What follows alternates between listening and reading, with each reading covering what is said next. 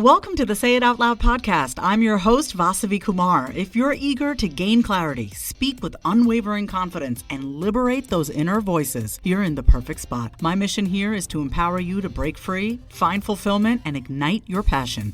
You ready? It's time to say it out loud. I've put together a guide of my top 10 tested and proven to work practical strategies and habits to help bright women like you say no, set your boundaries right, live confidently, and build healthy relationships, starting with the relationship you have with yourself.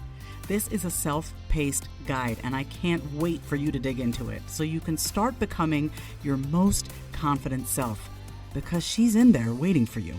Head to the link in my show notes or go to vasavikumar.com/guide and grab it today.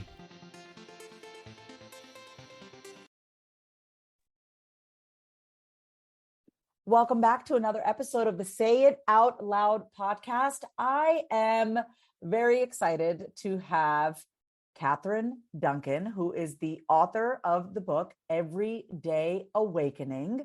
And her book is going to be coming out July 11th. And y'all, I'm saying this because I've just gone through this process of, oh my God, having the book out and having everyone pre-order. And it's like, we're in the pre-order phase right now. So when you listen to this episode, if you feel so called to pre-order the book, please pre-order the book. Do not wait till after July 11th. We'd love for you to pre-order this book before July 11th, which is why this episode is up.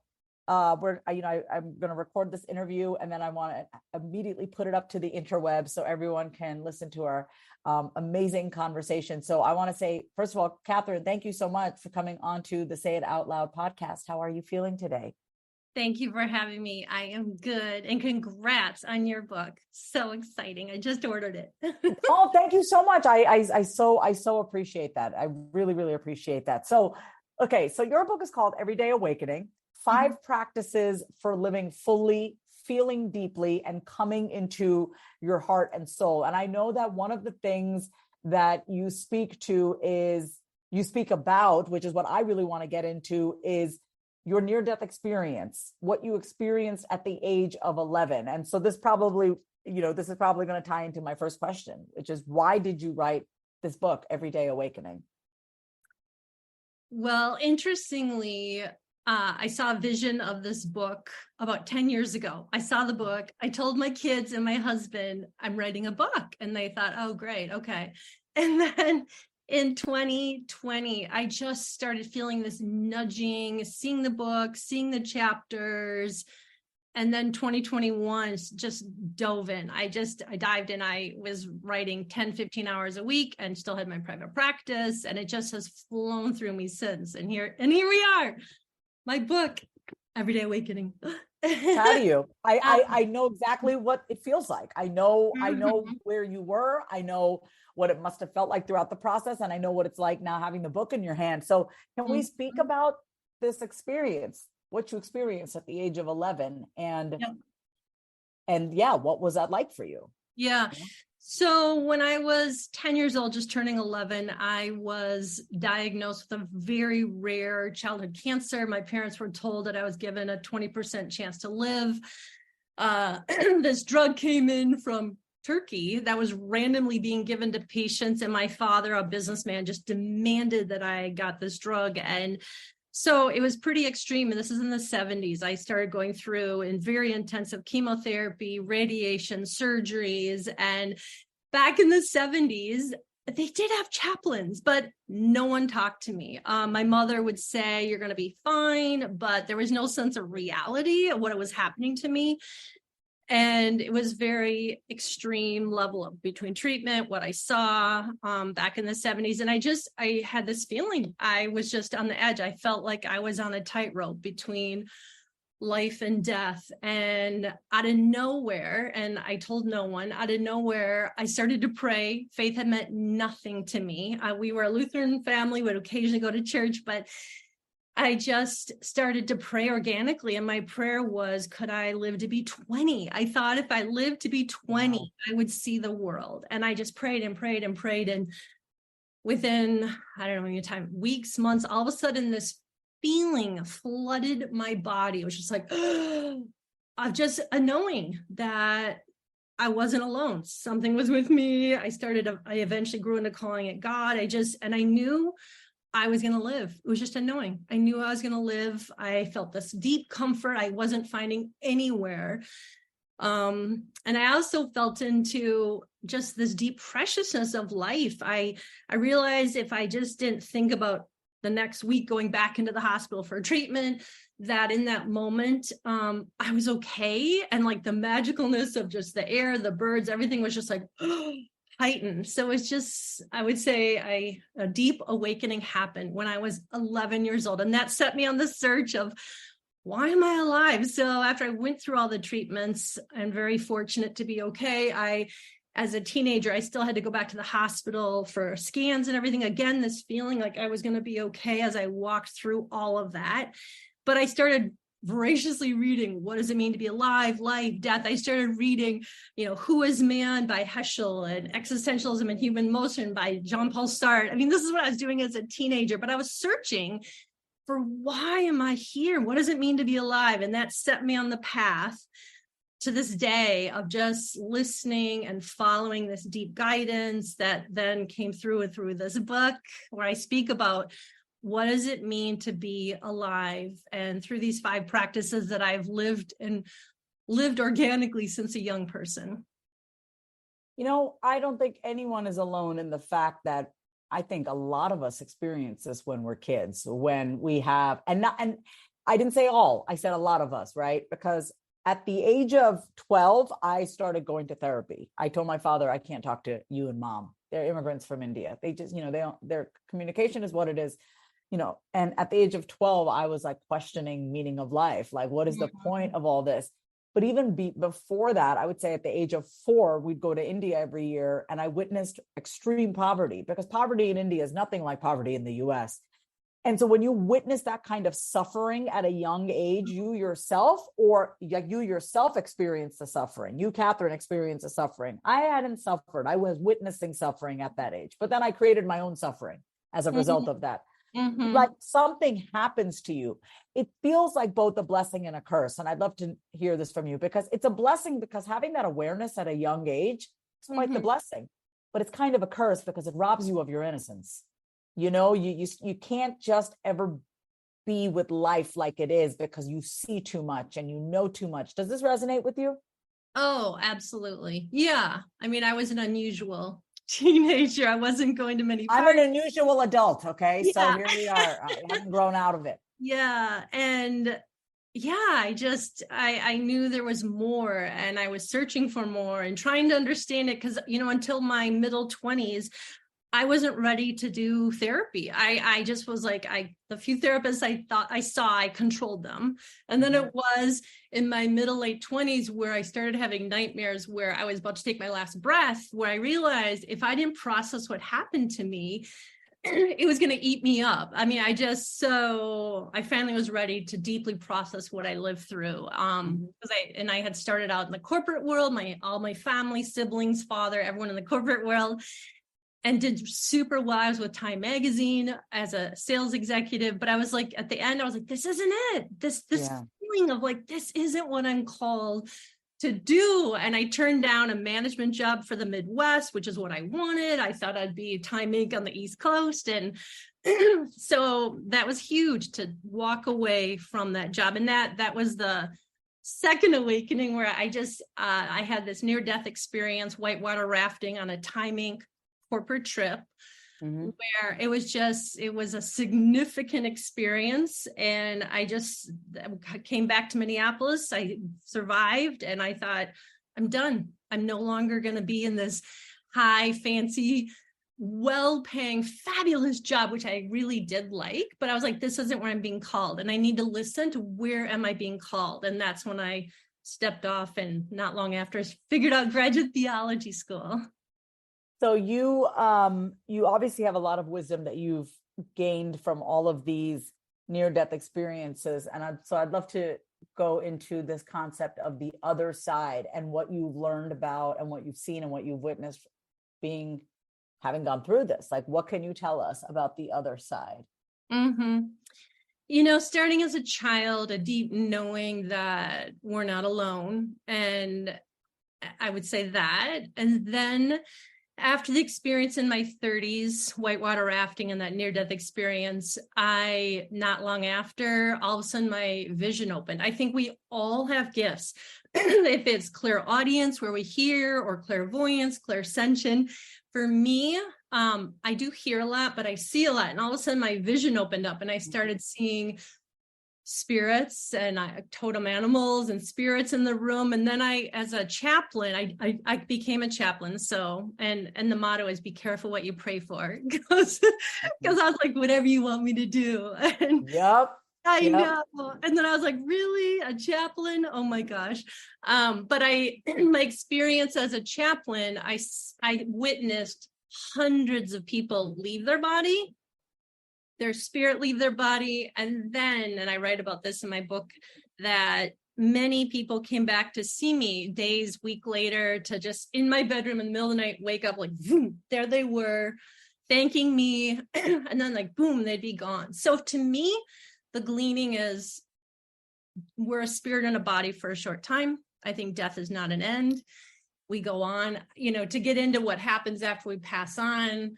I have some slight sense, only because some family members who've died and come back and told me some things, but death is not an end is a big takeaway. Our spirit goes on. I believe that completely. I have no doubt. So we were talking about this before we hit record, right? Like, as a Hindu, one of the main tenets of being a Hindu is that, we believe in reincarnation. We believe that after we die, the soul carries on. And the way that we stop the cycle of birth and death and attain moksha, which is liberation, is by knowing that we are one, right? We are the oneness that we've been seeking.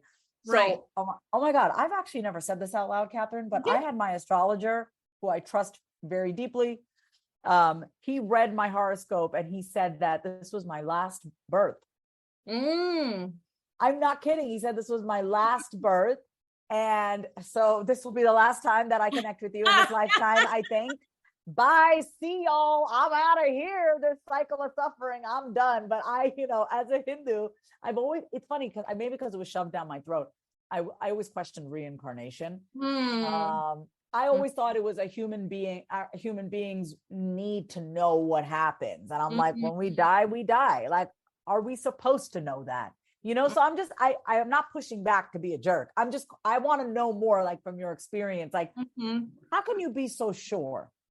But as I'm asking this question, I'm like, this is not a thing of logic. This is a thing of the soul. But I want to ask you, how can you be so sure about the other side? And I'm asking this as a Hindu, which is kind of funny, right. Yeah. So I want to hear your take. Yeah. I just have to share one thing as it relates to what you just said. I thought for years, and I think this is the blessing, the curse of what I've lived through. I thought, this is it. This is the lifetime. I don't want to come back. I thought that honestly for years. And then 8 years ago, out of nowhere, my husband, completely healthy, collapsed after a workout. He survived 10 days in the ICU, diagnosed with extremely rare heart condition. I'm happy to say he's doing well today. Hopefully he can live a long life, but it was intense. And here I'd already lost several family members who had already died. And I was working in hospice with people end of life every day, being with people dying every day. And then this happens with my husband. And after a period of time, of course, I took some time off with my husband's situation. I went back to work and I'm driving to go see a person at end of life in their home dying. And I pulled the car over and I remember thinking how I had put out this plea, like, this is it, bring it on. I don't want to come back. And I pulled the car over. I'm like, I take it back. I'll come back. I don't have to have it all this lifetime. That's funny. I was just like, it's okay. We can slow down. I can come back another life. Yeah, I love that perspective. Yeah, I love that perspective. I love that story. Careful what you pray for. Yeah. And you can adjust it. Yeah. So what I guess I would say in the moment is I've seen too much. I've seen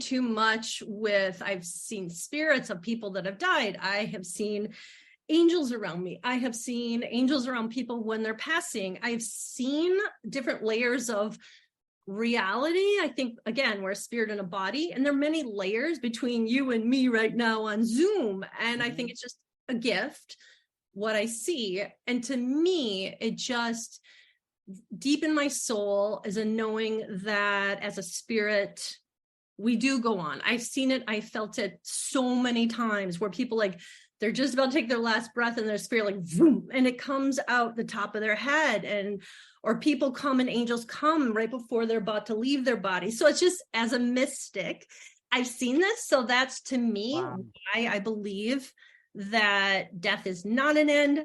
I mean, honestly, and this is not necessarily a Christian view, but I believe in reincarnation for what that's worth, only because I've met so many people on my path where you meet someone you've never met before, and there's just a connection, and there's such a deepness, and there's just like, you're so familiar, even sometimes you've met one time versus someone you've met, and just, yeah. So I do believe in reincarnation, and I do believe we go on. I don't get caught up in the nuance of all that happens, but I just don't have one doubt. I really love what you just said about, wow, when you meet someone and there's that instant connection. And yeah, and you can know someone for years and not feel that way, yet we keep them in our lives. That's crazy, don't you know, that we, yeah. So I'd love to know, as far as just the out of all the chapters that you wrote, I always love to ask this to authors. This is one question that someone asked me. So now I've been asking this of authors. What was your favorite chapter to write and why? Gosh. Well, the chapters, the 5 practices, are coming back to the present moment, connecting with something greater, grow your trust, embody love, and hold openness. I'd almost say it's a tie between come back to the present moment and embody love. And so, for example, come back to the present moment. That's not new. I mean, people like Eckhart Tolle, who's brilliant. Love Eckhart Tolle. Have read him for a long time. But my point in my book was how can I distill these really core practices I've learned for the beginner, for someone who's just on the path, who's someone who's wanting more, who isn't. I've heard this in my private client practice. People say, I'm not ready for Eckhart Tolle yet. I can't get into it yet. I mean, so this is more of my target audience, my first target audience is just people that they're on the cusp of awakening. They're wanting more. it represents my clients, successful business executive, attorneys, doctors, people in their 50s, 60s, 70s, like, there's got to be more. And I want to feel it. I just feel a sense of numbness, of emptiness. So just helping people, not just in some, education, but how do you do it? How do you come into the moment? Practices. My book has 42 exercises to practice. What does it mean? I do this. So every talk I give publicly, all my work with clients, I always want to teach them tools. How do you practice a moment of mindfulness? How do you practice a moment of breath or coming into your body? So I love teaching exercises. And then the piece on the chapter, Embody Love. This was the number one thing I heard companioning people in life.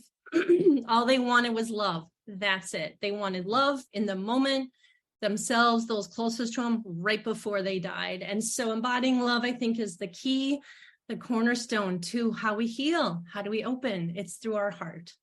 Well, out of these 42 practices, right, which would you select for the person? So I'm thinking about my target audience and people who are listening, right? We have people all along their journey of personal growth and self-development, right? And we know that the journey never ends because we are constantly evolving. I'm curious to know, out of those practices, which would you recommend for people who are maybe going through a pivot or a transition? I instead of an identity crisis, I call it an identity opportunity, right? You have an opportunity to grow out of an old identity here. It's an opportunity. So, which of your practices would you recommend for that type of person? Gosh, such a hard question, but Sorry. I would say practicing coming into just this moment. So quickly, a breath exercise. There's so many different ways to teach breathing. One of my favorite go-tos is breathing in. I imagine peace coming through my body, breathing out stress like gray smoke, breathing in love, breathing out fear, is a wonderful go-to to just help you for a few minutes. Come in and feel this, drop out of your mind, come into your body and breathe. Another one is a self-soothing, you put your hands over your chest area and you just breathe. And our body responds to physical touch. And you come into your body and you can add a loving kindness phrase, may I be at peace. If you believe in something beyond, give me peace, and just breathe.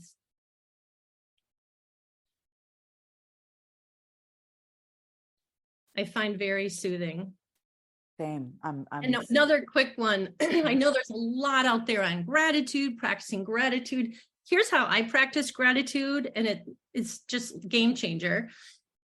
And that is in the morning when I wake up, you hit the alarm or not, and you have a few moments before you get out of bed where you're just grateful, gratitude, love, highest vibrational energy there is.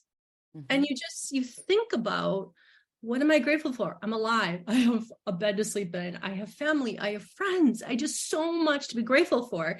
You think it, but then you feel it. You feel that love and gratitude in your heart for even a few minutes, and it sets the tone for your day. It's so powerful. I say that in the morning, the first words out of my mouth are, thank you, God, for another day alive. Yeah. So with what you just said, for everyone listening, like when the barrage of thoughts start coming in the morning, and here's what I've learned throughout this book process. Now the book is out, the work never ends. Like it never ends, right? Our to-do list, like there's always going to be more to do. Mm-hmm, mm-hmm. And so if we can give ourselves that gift of pause in the morning before the barrage of thoughts come in by listing, like you said, something that you're grateful for, like, oh my God, this pajama set is so cozy. I'm so comfortable right now. I love it. Like whatever it is, I think that's beautiful. What a beautiful way to come back into the moment. Yep. And me too. I mean, I thank you for being here, being alive, and wow, how blessed to be here. Let's take a quick break. Having been in therapy since the age of 12, I know firsthand just how powerful the process of finding the right therapist is. Going to therapy and talking things out with my therapist has made me happier, clearer, and most importantly, I have a plan for my mental health. I have tools to be able to communicate with others, and also the tools to cope when life gets hard, which it does. So let me ask you a question. Is something interfering with your happiness or preventing you from achieving your goals? Regardless if you have a clinical mental health issue like depression or anxiety, or if you're just a human who lives in this world who is going through a hard time, therapy can give you tools to approach your life in a very different way. And that's why I'm excited to tell you about today's sponsor, BetterHelp. BetterHelp's mission is to make therapy more affordable and more accessible. And this is an important mission because finding a therapist can be really hard, especially when you're limited to the options in your area. BetterHelp is a platform that makes finding a therapist easier because it's online, it's remote, and by filling out a few questions, BetterHelp can match you to a professional therapist in as little as a few days. It's easy to sign up and get matched with the therapist. There's a link in my description. It's BetterHelp, HELP.com/Vasavi. That's BetterHelp.com/Vasavi. Clicking that link helps support this podcast, but it also gets you 10% off your first month of BetterHelp, so you can connect with the therapist and see if it helps you. And because finding a therapist is a little like dating, if you don't really fit with that therapist, which is a common thing with therapy, you can easily switch to a new therapist at no additional cost without stressing out about insurance, who's in your network, or anything like that. I don't know where I would be without the help of therapy and my therapist, but I do know that life would feel that much harder. So if you're struggling, consider online therapy with BetterHelp. Click the link in the description or visit betterhelp.com/Vasavi. Thank you again, BetterHelp, for supporting this podcast. So as an author, I'm curious to know, and as a human being, how have you changed in the process of writing this book, you as a person? It was very interesting when I was writing the book. Before, every time I wrote one word, I wrote a lot at night and weekends because I had a private practice all day long.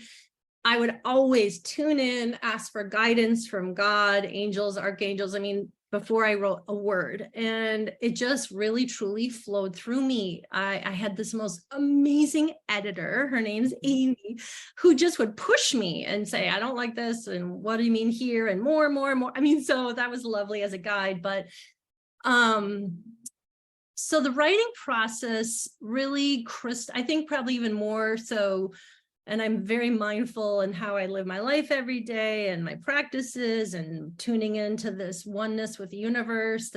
I really work and live towards just like that being my anchor every day. But it even more crystallized for me these concrete ways of living, and how do I embody it, and how do I really live deeply from my heart and soul. It deepened it for me. Truly deepened that practice even more. And even honestly, in this whole, as you know, marketing process, it's so easy to like, boom, catch my mind, my ego mind go way over here to like, what about that? Or what if, or am I doing this, to just like, boom, catch it and come back and feel into my heart, feel into my body. And when I tune into like, go higher to that oneness, all of life is great. It's not in the material world. And so being even more mindful of fine tuning that has been even a deepening. I found that after writing the book, like now, I mean, especially I have been this way, but it was never consistent. It was hard to stay in the vibration of that observer role. I have been like, I spend most of my time in observer role. And when I need to be in my body, not be in my body, but you know what I mean? Like like I can't explain it, but that has happened since the process of this book. Like, I think we are forced to embody our work even more. Totally. It's one thing before we get the book deal, then we write it, then it's out, and you're like, oh shoot, like, and now you've like, you know, written it and it's out there, and it's up to you to champion that message through the embodiment. So right. I agree. And I'll tell you, the growing edge for me is the vulnerability. I don't know if you can relate to this, but the vulnerability of self-promotion, of marketing it. And I come from a marketing background. I come from working with Time Magazine. I get a lot about marketing. So this is almost like a conflux of my entire life between marketing with sales and marketing, Time Warner, and then my chaplaincy, and then now my book and marketing. But the vulnerability of putting myself out on, it's a workout. I mean, how many times I'm working with great people in New York City, but content, putting myself out there, Facebook Live, you know, and then of course in life we have some naysayers of people like, why are you doing that? And it's just like, okay, I'm being stretched, I'm growing, expanding, and finding peace within that. Listen, we can talk about that real quick, not even real quick, the vulnerability of visibility, because the voice, okay, so my book, Say It Out Loud, is all about how to talk to the voices in your head. Okay. I've lived with bipolar disorder for 21 years. I think I know a thing or two about the voices in our head. So anyway, and the racing thoughts. So during the meat of like the you know, leading up to the book, right, coming out May 16th, I mean, I was sharing on social 5 times a day.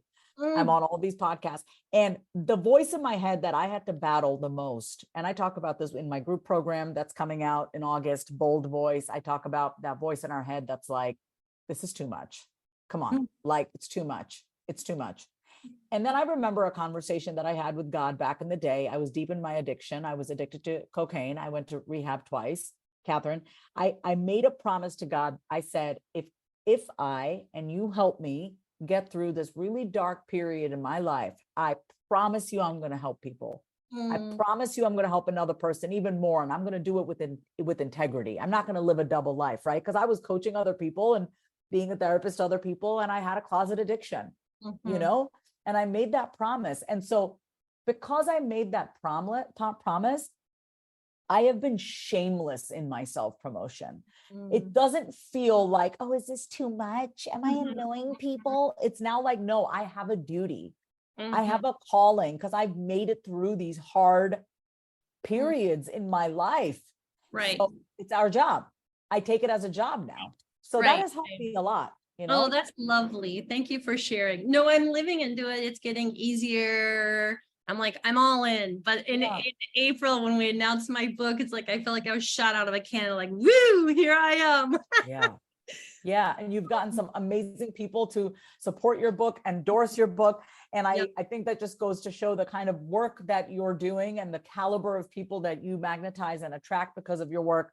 You know, when someone's going through your book, they're reading Everyday Awakening. They're really looking for that hope, that strength, that courage to, get just reset themselves, right? I think about it as a reset. Like if we want to feel that everyday awakening, it's time for a reset. Like things are just like, it's that inconsistency that we have in our life, that we don't feel stable. So how are you hoping your reader feels different or thinks different or views themselves different by the time they finish your book? What's the vision for the reader? Yeah. I mean, if there's one big takeaway is to really understand that how we live this moment through the day, it's a choice. It is a choice. We're either choosing right now to feel more, to open, to come into our heart and move out of our head. It's such a awareness, like, oh, I just spent the last hour in my head. I mean, it's the basics of where are you? Building that awareness muscle. Where are you and what are you choosing? Because I can tell you, it's a choice to heal. It's a choice to feel vibrantly alive, and we can all do it. And we're either choosing it or we're subconsciously choosing not to. We're just letting our mind, letting life live us versus us living our life. And it's a real conscious awareness and choice that we're making, every one of us, all day long. That's a really great way to kind of segue into where people can learn more about you. I love what you just said. Are you letting life live you, or are you living life? That's really good. Well, I don't want to wrap up just yet because I had another question for you. I wanted to ask you if there was anything, like, I know a lot of times with books, people can sometimes feel, because personal growth, self-help can get a little heavy, How would you recommend or instruct your reader to go through your book? Would you recommend them to just like read it in one shot or pace themselves? Yeah.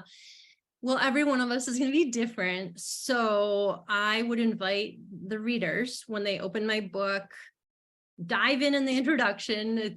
My introduction drops you in right away about why I'm writing this book. And then, start reading the book. But if you notice, gosh, I really want to learn more about love, go to the love chapter. I mean, just dive in, choose, follow what feels right, and honor that flow. And the exercises, again, I have a steep resource list at the back of my book if you want to dive even deeper. I don't get into a lot of the science, which I could, but I don't get a lot of the science behind my practices because I want to just talk about them and help you dive in immediately to start to feel what it means to feel more love in your heart, feel what it means to feel more open, feel what it means to just being in the present moment and feeling the energy right now in this moment in your hands.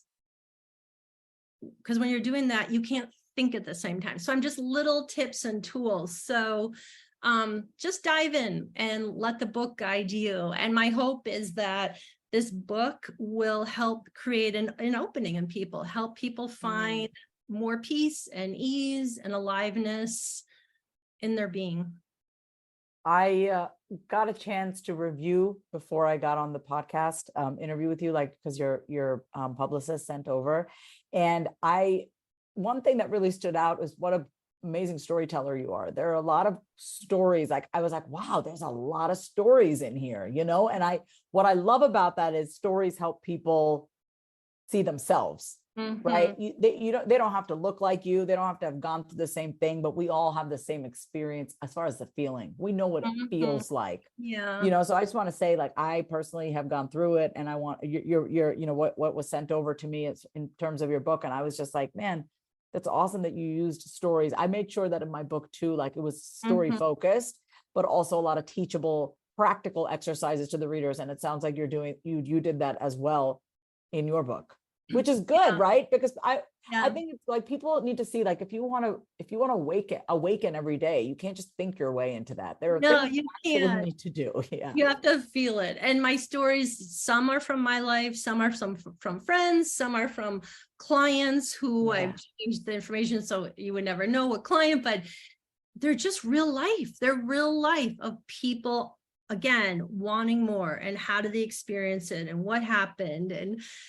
And I think every single one of us, and I know life can be hard, trust me. I've faced my death twice. I've lost 5 family members. I've experienced a lot, and life can be really hard, but also I think we can choose to feel deeply alive. And it's a choice. What do you want in life? Do you want to feel more deep ease and peace and love and vibrancy, or not? And I've had clients come in my practice, not many, but where they'll come and within a session, they're like, don't want to do the work. Nope, not. And it's just honoring that. But what do you want? And I think it's possible for every one of us to have a big, full life.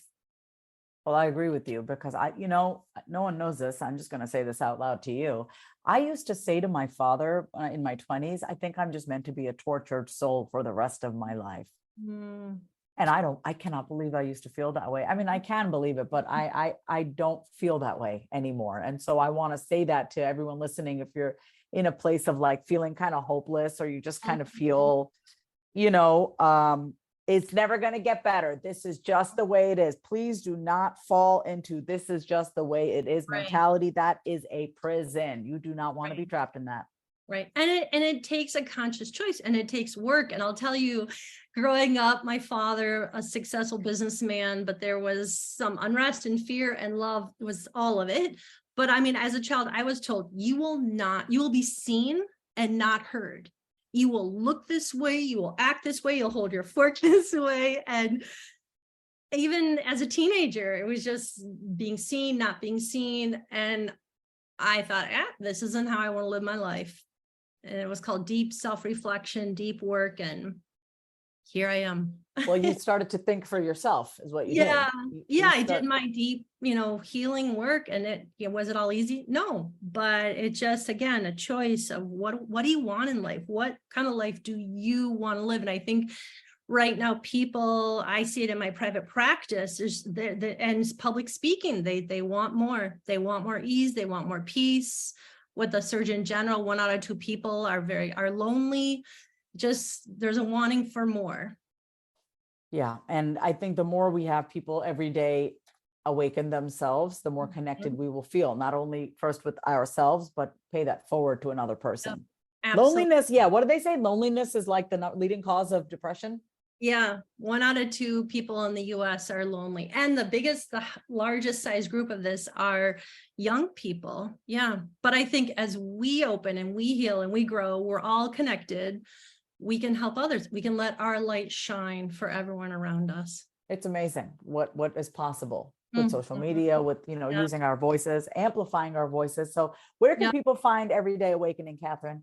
Yeah. So you can go to my website, everydayawakening.com, and it's on Amazon, Target, Barnes & Noble, all the major booksellers. And if you pre-order, you receive 3 bonuses. I have a 16-page journal prompt for you. I have a 10-minute, I'm a certified sound healing practitioner. So you get a 10-minute sound healing session. And then in July, I'm going to have exclusive book group nationwide where we're going to talk about the book and experience exercises together. And so that's all available now. That's amazing. Well, I am going to put all the links in the show notes. Where can people find you on social, by the way, if they want to just send you a quick note? I'm everywhere. Let's see. I'm on Instagram. It's Catherine Duncan, Duncan, MABCC is my business Instagram. I'm on Facebook is Learning to Live, actually. You'll see my picture. I'm on LinkedIn. I have a YouTube channel too, which is Learning to Live, Mind, Body, Spirit Practices. So thank you. Well, I want everyone, if you enjoyed this conversation and you resonated with Catherine's message and story and it sparked something inside of you, do not hesitate. Make sure you go ahead and pre-order her book. I'm going to link everything in the show notes. I always like to ask this one last question, Catherine, for anyone who comes on. Is there anything that you haven't said out loud that you want to say? Just thank you. My heart just feels full of gratitude to be talking to you. And thank you so much. And blessings to everyone who hears this. Thank you. You're welcome. I appreciate you coming on for another episode of the Say It Out Loud podcast. Thank you. Thank you. If you love today's episode, then say it out loud. Subscribe, leave a review, and come say hi over on Instagram at My Name is Vasavi. Until next time, say it out loud.